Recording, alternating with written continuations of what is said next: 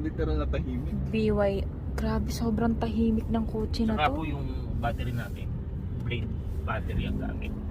Kahit po si Tesla, si BYD din po ang gamit na battery.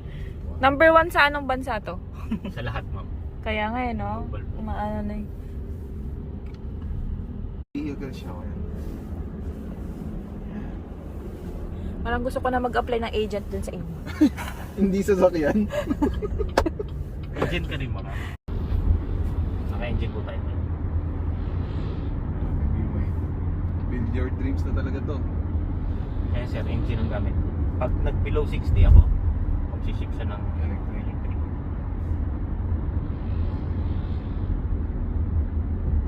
Ngayon sir, hindi nyo nakikita yung shifting ng ngayon. Hindi nga eh. Hindi mo maramdaman eh.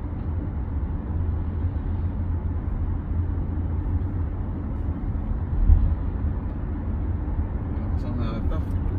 Ang ganda din ng aircon niya, di. Malalakas ang aircon. Oo, tapos Ang ano ng ano kanina niya? pa siya nakabilad dun eh. Oo Wala pa nga. tayong tint sir. Wala pang tint niya eh. Ngayon sir, nakita mo, medyo hindi siya ganun kalakas umatak pagka naka-combustor eh.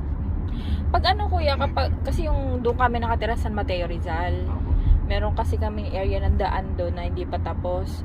Okay lang to sa mga medyo hindi pa okay na daan. Lubak po. Pabalik mo, ilulubak Pero ko. saglit lang naman siya.